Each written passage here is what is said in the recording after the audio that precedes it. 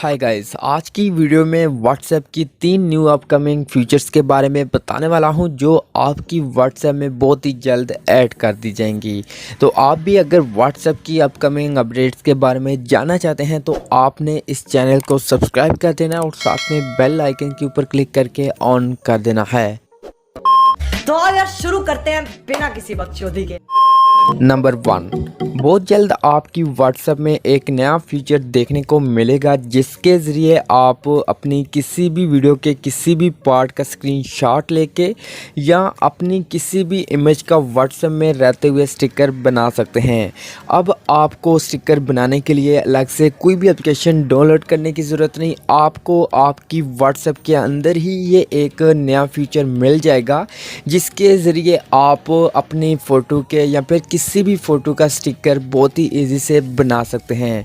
तो दोस्तों ये जो फीचर है ये आपकी व्हाट्सएप के अंदर बहुत ही जल्द ऐड कर दिया जाएगा।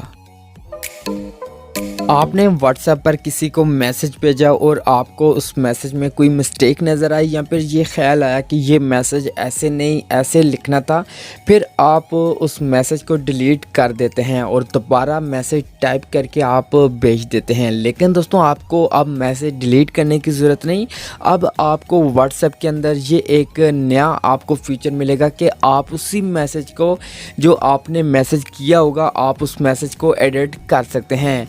आपको कोई अलग से डिलीट करके या फिर नया मैसेज करने की ज़रूरत नहीं, आप उसी मैसेज के ऊपर होल्ड करके आप उसको एडिट कर सकते हैं, उस मैसेज को मुकम्मल तौर पे चेंज कर सकते हैं। व्हाट्सएप पर एचडी पिक्चर भेजने का ऑलमोस्ट बहुत बड़ी प्रॉब्लम है। एचडी पिक्चर भेजने के लिए आपको डॉक्यूमेंट्स के ज़रिए भेजनी पड़ती है जो ऑलमोस्ट किसी को पसंद नहीं। अब दोस्तों व्हाट्सएप के अंदर एक नया फीचर ऐड होने वाला है।